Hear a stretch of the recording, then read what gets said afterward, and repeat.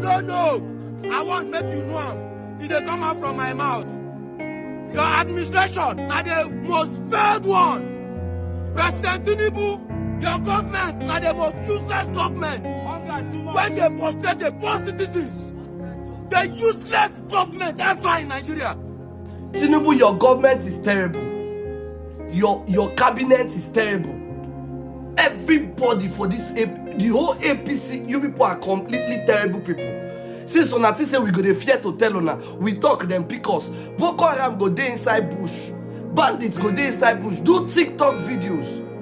The PRO of Nigerian police to go pick them up. Somebody go dey Twitter, do comments now, go pick them up. We no fit buy anything. You go the more you they save, the more you they even make money. If you were earning 300,000, God will help you. They earn 500,000. No savings, nothing. They work. A core member who is supposed to be earning 70,000, and see they pay 33,000 naira, come out, they complain. Some useless mothers for the NYSC board begin call the girl out, say take down that video. You know go better for the woman we call her. We they suffer on a same no talking to me where they say 8,000, now it's almost 25,000 naira. Rice 90,000. Car no, we don't even buy car now, not to do it one. Nothing is working. Nigeria don't cast.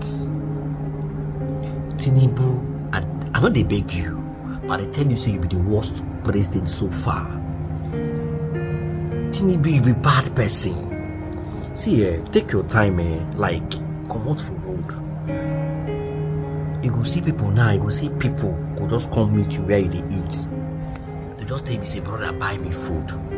People know they beg for money again for Nigeria now. They know they beg for money again. People they beg now for waiting they go fit eat. Now the level we don't reach now. Everything for the country don't scatter. I been a bread, I been a gari. A basin of gari now, a basin will not be that bag. Is 17,000 to 18,000 naira. From where I'm from. Bag of rice in call. Like now you go to beat pikin, make pikin no cry. That's what TINUBU government today. Now evil government. Now evil government. People they tell you they go beat you, they go tell you make you don't cry. When you cry, they go say they bring me the key. TINUBU na bad leader. TINUBU na like 0/100. Nothing I score you. You be bad leader. I mean, why am I buying foodstuffs over 200k that's supposed to be worth 50k? Everything is 3 in price, 333. You wake up this morning, electricity is 2.5. Tomorrow is 3.5. Why are things always going up every single week? Why do we have no stable price list? Every time restaurants are peeling paper to add new paper, they'll plaster new paper on top. Now it's our turn to actually fight for the government, and people are suggesting that we should jackpot from the country. You guys, we are the biggest cowards ever. Because why are we running from country that our parents worked so hard with their bare hands to actually create a foundation for? Why is it our turn and we have to run away from the country? Why can't we stand up and ask these people? We need to hold these people accountable. They need to tell us what they have been doing with the government allocated funds, and they need to come out and start telling us. It's time for us to actually be angry. I'm not angry because I'm very angry. And Governor Sanwo-Olu, you need to come out and tell us what you're doing with government allocated funds for Lagos State. What are you doing? President TINUBU, what measures have you been putting in place that the government or the governors have been reporting to you to tell you what they are doing? Because you alone, you're not the only one, you're not the only one. So when we drag you by the collar, you drag the governors. What measures have you been putting in place to make sure that there's price regulation? Everything is just so overwhelming. You want to start up a business and now you have to take a loan to start up a business, and the loan, you don't even know if you can actually repay it because the business, I don't know, I'm just so tired. Like, why is no one saying anything about it? Being an NYSC copper, there's nothing beneficial about this whole NYSC thing. The money I spend on transportation is just more than the alawi the government gives me. Like, it doesn't, I can't keep up. Like, I'm so tired of this bill and I can't keep up. I am overwhelmed and I'm tired, I'm exhausted. It's too much, and I wish that we would start calling the government out heads on. For example, TINUBU, you are a terrible president. Like, what are you doing to help us? What are you doing to help the economy? You are so terrible. I'm so sick and I'm tired of Nigerians acting like we are strong, and they say, oh, Nigerians, we are actually very strong. Oh, no matter how much they increase things, we still chest it. No, it is not cute. We are cowards. That is a cowardly behavior. You don't stand to ask people, oh, why is this expensive? For example, MTN, what the is even going on? Literally, I spend over like 20,000 on data in a week, and I'm not even joking. 1.5 data cannot even last me for an entire day. I have to do 1.5 like 2 times a day, which is like 3,000 a day. It is too much. Like, what are you guys doing about it? Like, what is happening? I'm tired of paying bills. I feel like I don't have anything. I feel like I don't have any achievement to call my own. Every single time that I work hard, I'm spending it back in the economy to pay bills, and I wasn't created to pay bills. I'm just really tired, and I just want our money to count for something. And when is the government going to actually start working? Because Nigerians are so classist. Everybody now wants to behave as if they are rich. Everybody is faking wealth. But we are ending up being poor because we are struggling so hard to look rich. We are ending up being poor. So I need us as Nigerians to please start calling the government out. We should be tired of this by now. We need to call the government out. Prices need to start one place. Food needs to start one place. The economy needs to start one place. Like, we are tired. It's just too much. The more you work hard to achieve something, the higher it gets. The dream car that I was saving money for has literally gone double. I can't even afford it anymore. Instead, I'm going to use my money to buy to just keep paying bills. And now house rent is double. Like, I am so sick and I'm so tired of this, and I really need the government to intervene because I am so overwhelmed.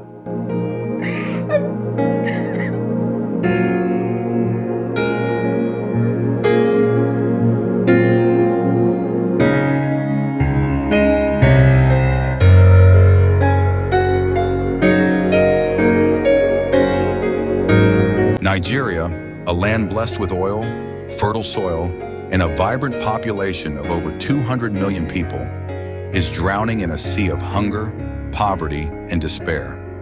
Despite its vast resources, millions of Nigerians go to bed hungry every night. Inflation is soaring, the naira is crumbling, and the streets are filled with voices crying out for change. Under President Bola Tinubu's leadership, many Nigerians feel abandoned, betrayed by a system that seems to favor the elite over the masses. But across the continent, a beacon of hope shines in Burkina Faso, where a young revolutionary leader, Captain IBRAHIM TRAORÉ, is rewriting the rules of governance. Today, Nigerians, and indeed many Africans, are looking up to him, dreaming of a leader who fights for his people with unwavering resolve. Could IBRAHIM TRAORÉ be the answer to Nigeria's prayers?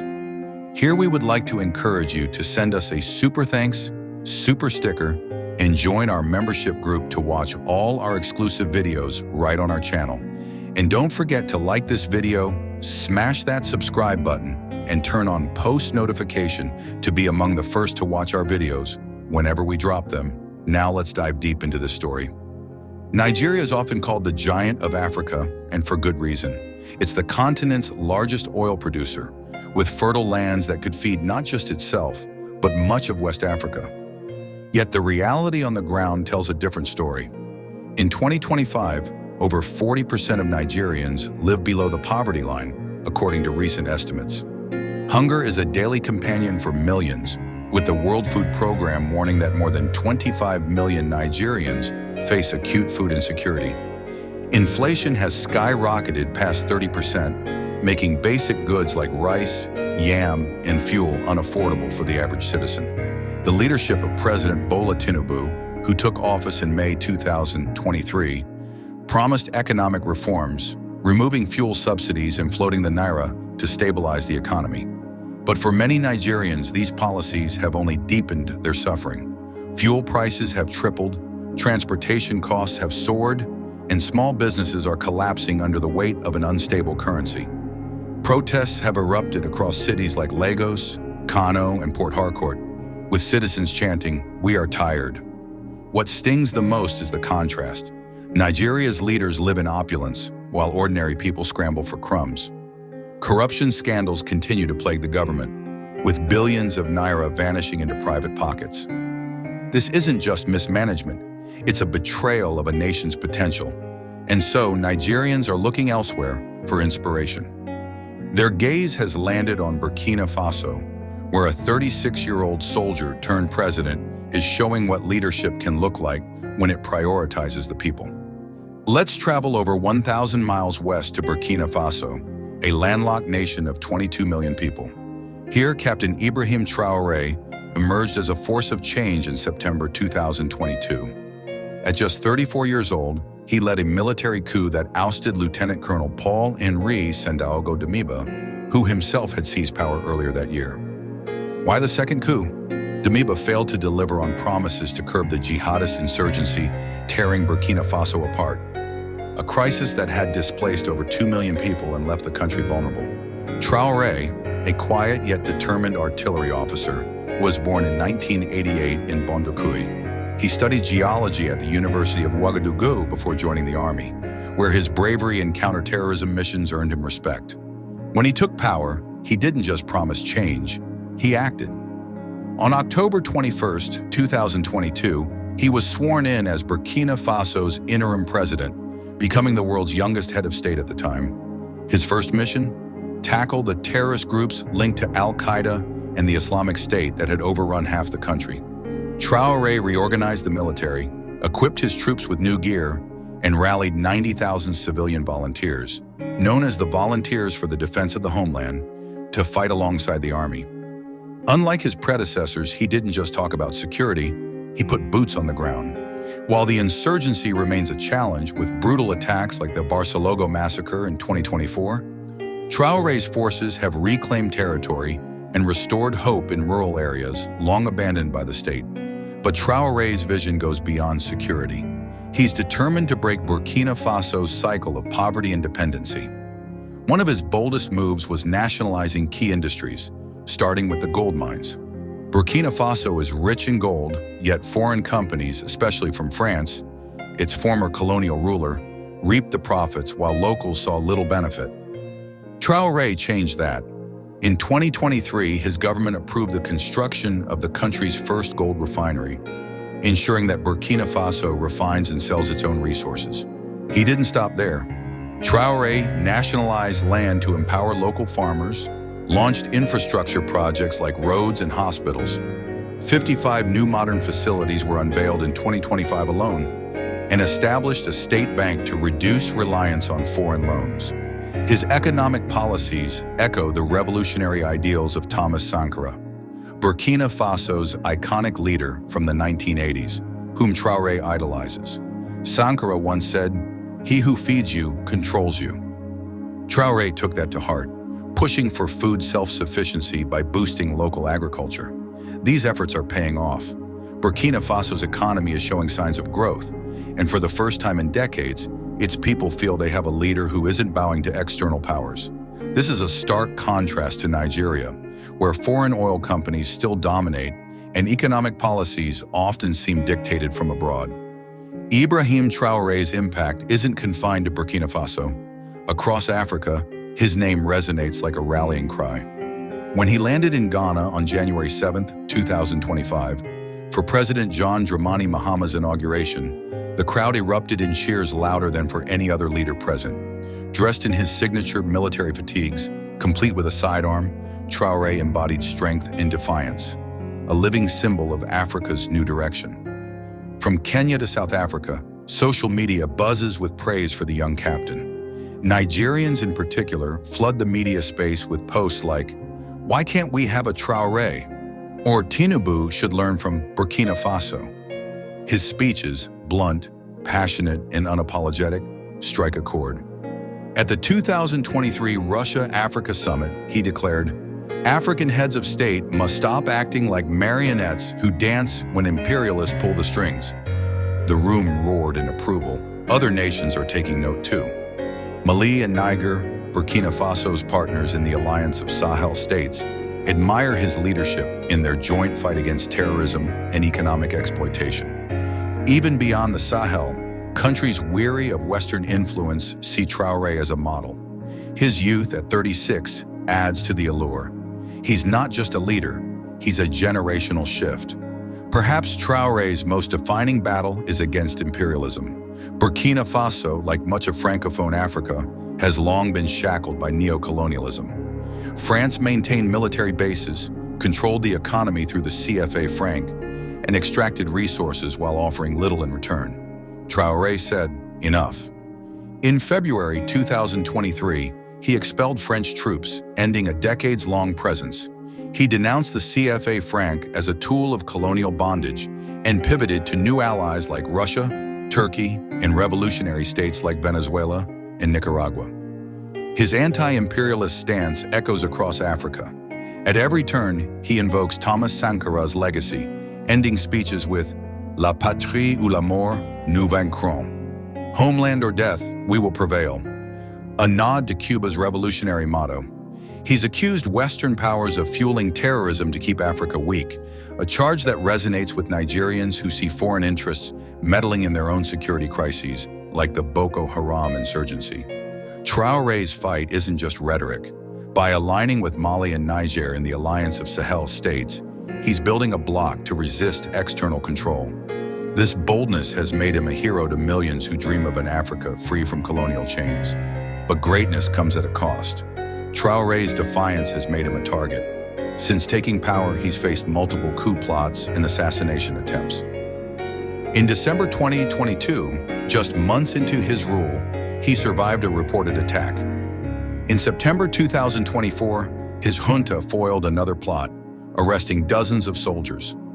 These threats don't come only from within. Many suspect foreign hands, particularly France, which Traoré accuses of backing his enemies. African politicians, too, feel threatened by his example. Leaders comfortable with the status quo, those who sing the same song as the imperialists, as Traoré puts it, see him as a disruptor. His refusal to play along with the old guard has earned him as many enemies as admirers. Yet he remains unflinching, telling his people, "We will not tremble, we will face it." This resilience only deepens the love Africans have for him. He's not just the youngest leader on the continent, he's a man who dares to be different, risking his life for a vision of a liberated Africa. So why do Nigerians plead for an IBRAHIM Traoré? It's not just about rejecting TINUBU, it's about yearning for a leader who fights for them, not against them. Traoré's Burkina Faso offers a glimpse of what's possible, a nation reclaiming its destiny, defying its oppressors, and building a future for its people. From Ghana to Nigeria, from South Africa to Senegal, Africans cheer him not because he's perfect, but because he's proof that change is possible. But the question to leave you to battle with your conscience is, could Nigeria ever have its own Traoré? Is there any current Nigerian politician who has the same ability to do what IBRAHIM Traoré is doing? Is there any single honest politician in the current Nigerian system whose aim is to give and make the lives of Nigerians better and not to take or cause more suffering to the people of Nigeria? Well, I think these are deep questions for its people to answer. For now, IBRAHIM Traoré stands as a symbol of hope, a revolutionary in fatigues who's rewriting Africa's story, one bold step at a time. And that draws us to the end of this video. If you enjoyed this deep dive, hit that like button, subscribe, and share your thoughts below. Is Traoré the leader Africa needs? Let's keep the conversation going. Until next time, stay out of trouble.